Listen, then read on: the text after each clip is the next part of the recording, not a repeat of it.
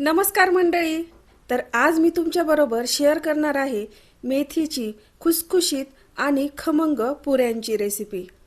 तर या पुऱ्या तुम्ही नाश्त्यासाठी, मुलांच्या टिफिनसाठी किंवा बाहेर प्रवासामध्ये नेण्यासाठी पण बनवू शकता. 2 ते 3 दिवस या पुऱ्या अगदी आरामात टिकतात. एकदम मस्त अशा या पुऱ्या फुगतात आणि टेस्ट जर तुम्ही म्हणाल तर एकदम भन्नाट. तर या पुऱ्या नक्की बनवून पहा आणि चॅनलला सबस्क्राईब करा. चला तर या पुऱ्या बनवायला आता सुरुवात करूया. तर या पुऱ्या बनवण्यासाठी इथे मी मेथीची भाजी घेतली आहे. तर इथे फक्त मेथीची पानच आपल्याला घ्यायची आहे, तर देठ इथं अजिबात घ्यायचे नाही. तर ही भाजी स्वच्छ निवडून 2 ते 3 वेळा छान धुवून घ्यायची आहे.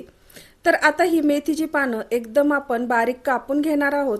बऱ्याचदा मेथीची भाजी केली की मुलं किंवा घरातली मंडळी एवढी आवडीने ती खात नाही, पण या मेथीच्या पुऱ्या एवढ्या मस्त होतात की केल्या केल्या अगदी लगेच संपतील. सर्वच मेथीची भाजी अशा प्रकारे आपण बारीक कापून घेतली. यानंतर आता पॅनमध्ये 1 चमचा तेल घातलं. तेल आता चांगलं गरम झालं की यामध्ये बारीक कापलेली मेथी घालायची. आता लो फ्लेमवर छान सॉफ्ट होईपर्यंत मेथी आपल्याला तेलात परतून घ्यायची आहे. तर यामुळे काय होतं, मेथीमधलं मॉइश्चर हे कमी होतं. तसेच मेथीमध्ये जो कडवटपणा असतो तो पण आपल्या पुऱ्यांमध्ये जास्त लागत नाही. तर अशा प्रकारे लो गॅसवर आपण ही मेथी छान सॉफ्ट होईपर्यंत परतून घेतली. आता ही परतलेली मेथी काढून नंतर थंड केली. पीठ मळण्यासाठी एका परातीत पहिल्यांदा 2 कप गव्हाचं पीठ घेतलं. पुऱ्या छान खमंग होण्यासाठी अर्धा कप बेसन पीठ घालायचंय. तर खुसखुशीतपणा येण्यासाठी 2 चमचे रवा घातला. यानंतर आता यामध्ये 1 चमचा ओवा आणि 1 चमचा जिरे घालायचे. आता हे टाकून झाल्यानंतर यात चवीनुसार आपल्याला मीठ घालायचंय.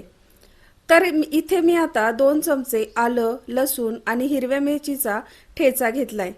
तर मिरचीचं प्रमाण यात आवडीनुसार कमी जास्त करा. यात आता अर्धा चमचा हळद पावडर घातली. चमचाभर धना पावडर यात ॲड करूया.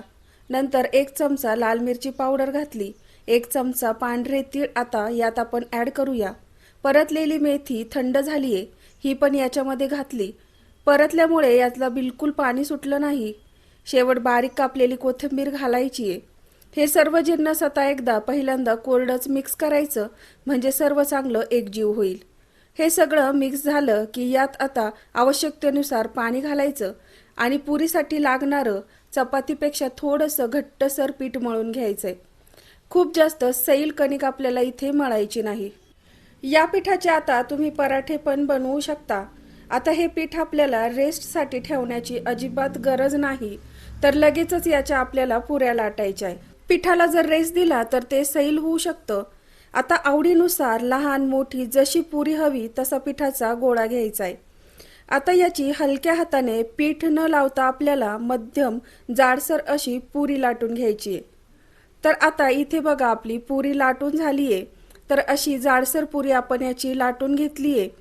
तर इथे पुरी बनवायची अजून एक पद्धत आपण बघूया. तर पिठाचा गोळा घेऊन जशी आपण अगोदर पुरी लाटली तशी लाटायची आणि प्लेटने पुरीचा आकार कट करायचा. यामुळे एकसारख्या पुऱ्या आपल्या तयार होतात. कुठली पण पद्धत तुम्ही वापरू शकता. आता या पुऱ्या आपल्याला तळून घ्यायच्या आहे. तर मध्यम गरम तेलात पुरी तळण्यासाठी घातली. तर तेलात चांगली सेट झाल्यानंतर पुरी उलटवून दुसऱ्या बाजूने पण छान तळून घेतली. तर बघा इथे पुरी आपली छान मस्त अशी फुगलेली आहे. तर दोन्ही पण बाजूंनी उलटपलट करत छान अशी गोल्डन रंगावर आपल्याला पुरी तळून घ्यायची आहे. तर एक पुरी तळायला साधारण 3 ते 4 मिनिट लागले. तर अशा प्रकारे सर्व पुऱ्या तयार करून तळून घ्यायच्या आहेत. तर पुरी तेलात घातल्यावर गॅसची फ्लेम हाय ठेवा आणि पुरी फुगल्यानंतर फ्लेम लो करा. या प्रकारे तळल्यावर मेथीच्या पुऱ्या बिलकुल कडू होत नाही. तर या पुऱ्या तुम्ही चटणी भाजीशिवाय चहा किंवा लोणच्या बरोबर पण खाऊ शकता. खायला एकदम भारी लागतात. तर मंडळी जरूर ही पुऱ्यांची रेसिपी ट्राय करा. व्हिडिओला लाईक करा आणि चॅनलला सबस्क्राईब करा.